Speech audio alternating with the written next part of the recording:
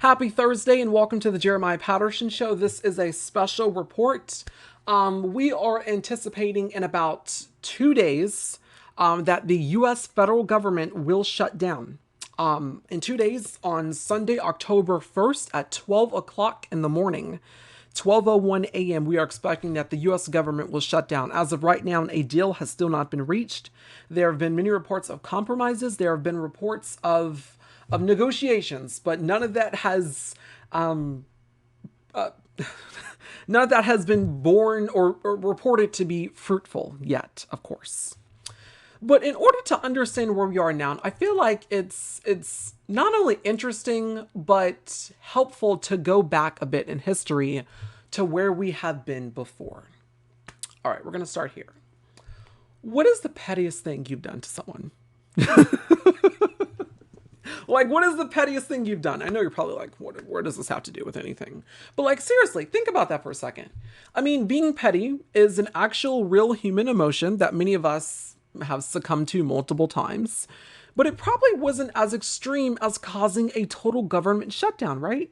Because someone didn't say hi to you?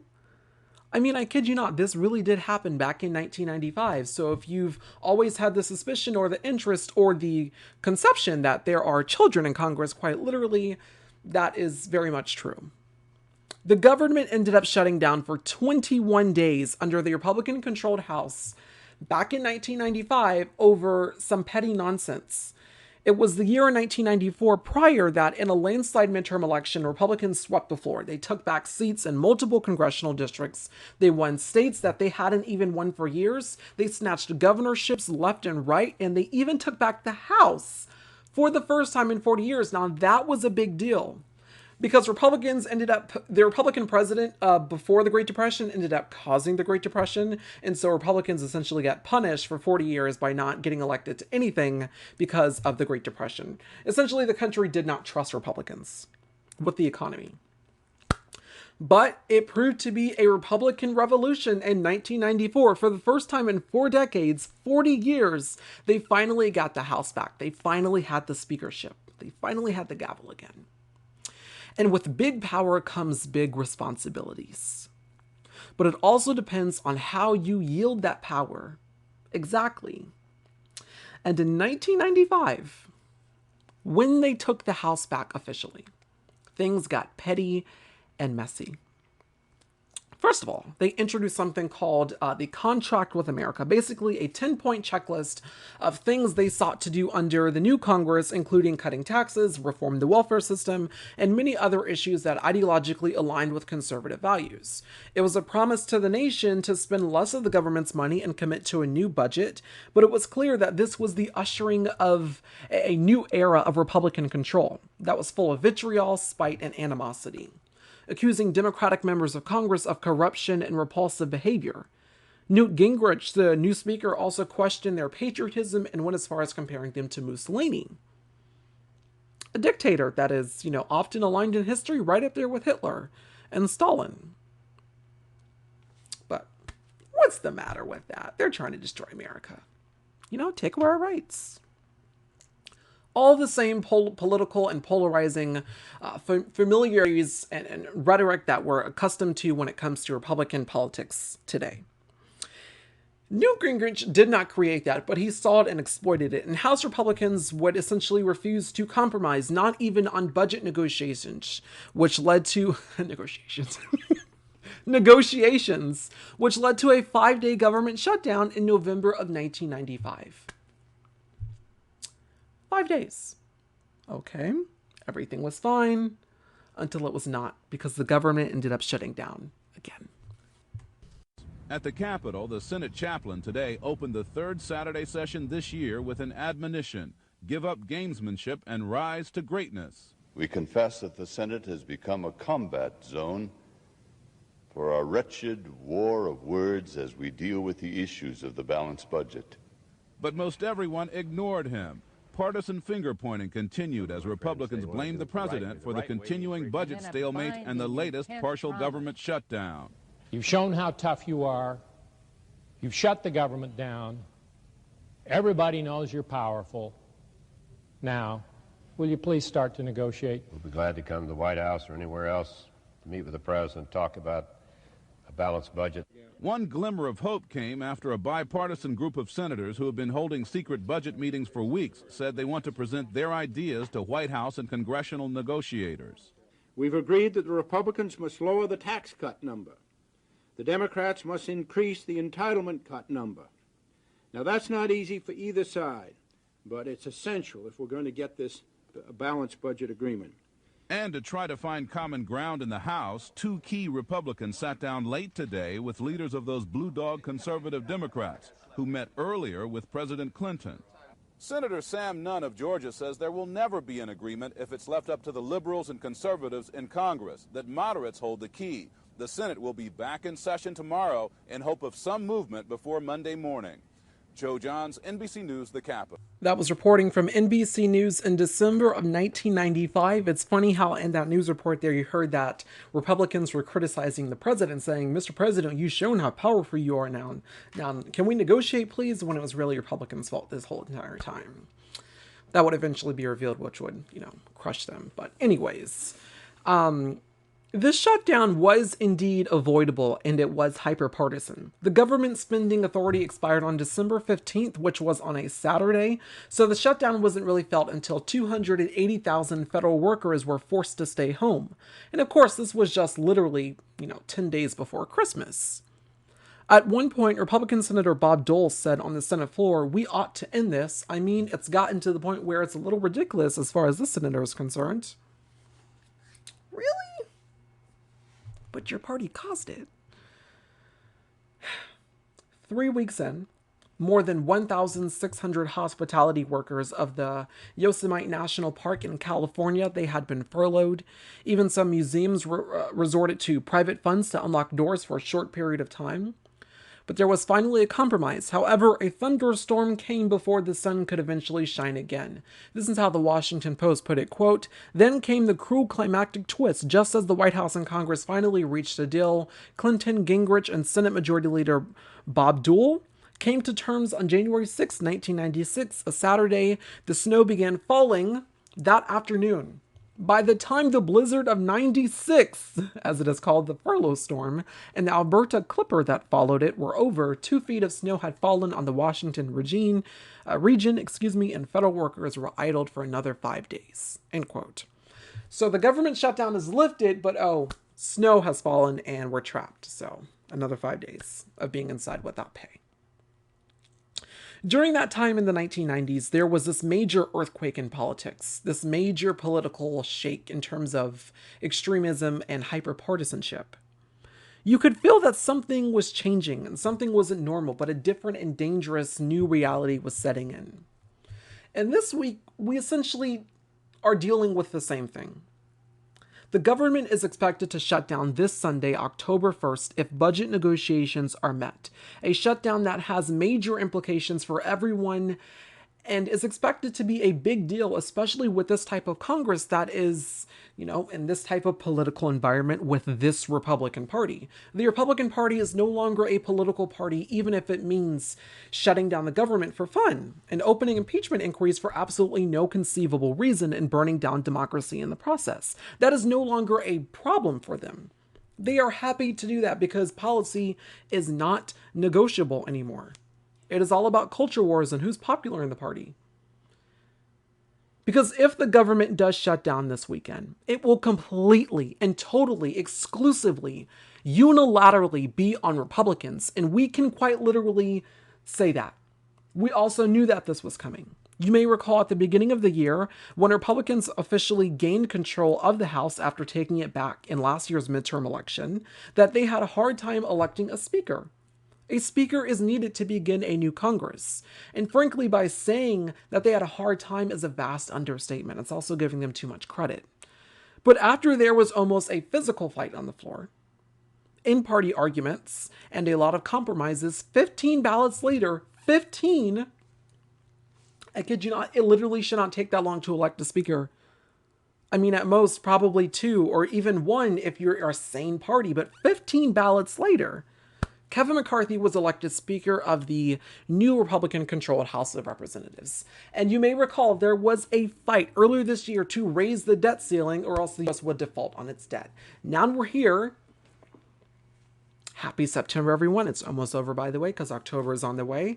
We're almost here with a government shutdown, literally at the doorsteps of the U.S. And this is not something that's going to be like, oh, well, we get a couple extra days off, maybe we get to stay home and stuff. No, this has major implications for many people. If the U.S. government shuts down on Sunday, this Sunday, October 1st at 12 o'clock in the morning, the effects will be felt immediately. When it comes to single mothers and just families that rely on childcare or nutritional resources and governmental assistance, that will all stop. Food stamps will stop. WIC will stop. Any essential food assistance will stop. These are programs that are essential to single mothers, programs that are essential to middle-class families, and that will immediately stop if the government shuts down. All non-essential programs and agencies will not be funded, which means their employees will not be paid. All non-essential federal programs and non-essential jobs. Once again, this does include food stamps, housing assistance, military benefits, WIC, nutrition programs for children, single mothers, and children will also be greatly affected as well. When it comes to in-party disputes and hyper-partisan politics in the 21st century, in the year of 2023, when it comes to the modern Republican Party as a whole, when it comes to just politics in general, you must understand that shutting down the government has ramifications. It's not something that you should just do for fun. It's not something that you should just do to, become politically advantageous for your presidential candidate in next year's 2024 presidential election. It's not something that you do to show off as a sign of political force. In this case, it is something that you do when you are willing to deliberately inflict pain and suffering on the American people to benefit your political agenda. Shutting down the government this Sunday would benefit Republicans completely, because what they get to do is immediately blame the government shutdown on Joe Biden, the President of the United States, failing to compromise, failing to negotiate with us on budget. That's what they're going to say. But it's not the case. Because once again, we're always doing something petty in Congress, just like in 1995, when there was a government shutdown for absolutely no conceivable reason. We're always doing something petty.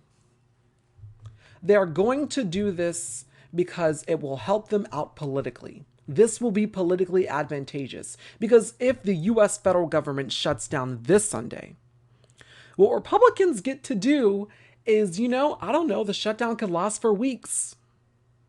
This could last for days. But the longer this lasts, the better. Senate staffers are already betting on the fact that it could be from 14 to 30 days. We don't know. We'll see. But the longer government shutdown lasts, the more the economy is hurt. The economy. That's a good issue to maybe attack your, prospective political opponent with in the next year for the 2024 presidential election. Republicans aren't shutting down the government over some stupid failed budget negotiations. They're shutting down the government to deliberately inflict pain and suffering on the American people to benefit themselves in next year's presidential election. They are not a party that focuses or is determinative on policy anymore. They are a party that is hell-bent on extremism and favoritism and callousness to benefit a person that is their proposed frontrunner in next year's presidential election. Do not be fooled what's going on here. The government is not going to shut down on Sunday because of some failed budget negotiations. It will shut down completely and totally because Republicans are playing a dangerous game here in which they are willing to sacrifice the American people, sacrifice children and single mothers who will not get food stamps, who will not get WIC, who will not get housing assistance, to shut down the government to benefit them in next year's 2024 presidential election. Who cares that those programs won't be funded? We'll get elected next year, at least in landslides. Maybe we'll have a Republican president back in the House. That's what Republicans are doing here. That is their game. They do not care about budget. They do not care about, budget negotiations. That's what they're hiding behind to, effectively burn down democracy in the process of this new rule, this new era in Republican politics. Do not be fooled by what's going on here. It is quite literally out in the open what they are doing. And it's completely disgusting, and it's repulsive, and it's sycophant. But these are the times we are living in. And I feel like that was essential for people to know. Because when push comes to shove, when the blame starts, which it will immediately, you can totally and completely that Republicans will immediately say, hey, this is on Joe Biden. We told the president to come sit down and negotiate with us. No, that's not the reason why we're going to have a shutdown in 2 days. It's because this party is willing to succumb to some form of extremism and Trumpism to the point where it doesn't matter anymore who you are. It doesn't matter when it comes to the American people, because that's not who they want to serve anymore. They are effectively serving a tyrant who's out of office to please him and to make him happy, conceivably so he can get reelected next year. But Republicans right now, in the current iteration of the Republican Party, it is not mentioned, it is not meant or nor able to function as a conceivable political party in the United States that is willing to participate in political discourse and collective patriotism. Because what this is masquerading as is patriotism, but it is not. It's extremism. It's something autocratic. It's something different. They do not care about you as the American people. Effectively, Republicans, it is a self-interest now. They only care about themselves. They only care about pleasing Donald Trump.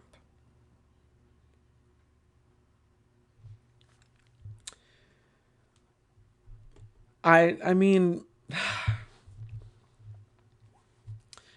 I will say that if the government does shut down on Sunday, we're going to have coverage literally almost every day to provide you updates on this,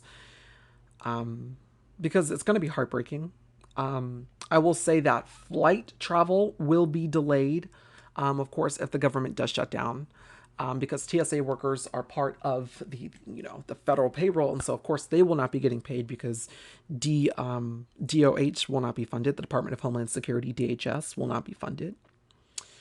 But we're going to keep an eye on this. Keep your eyes open, heads up. Keep following us here on the Jeremiah Patterson Show with more news reports as we report on this just heartbreaking and completely nonsensical story. But it looks like we are heading into a government shutdown that was completely unnecessary and diametrically unavoidable. But we are here. Thank you for listening to us on this special report. I felt the need to come back, although it wasn't completely polished, excuse me, but sometimes you just have to give raw journalism because that is, the best at this point. It's important to tell the truth and not mislead people. So thank you. Have a good day, and I will see you again on Saturday.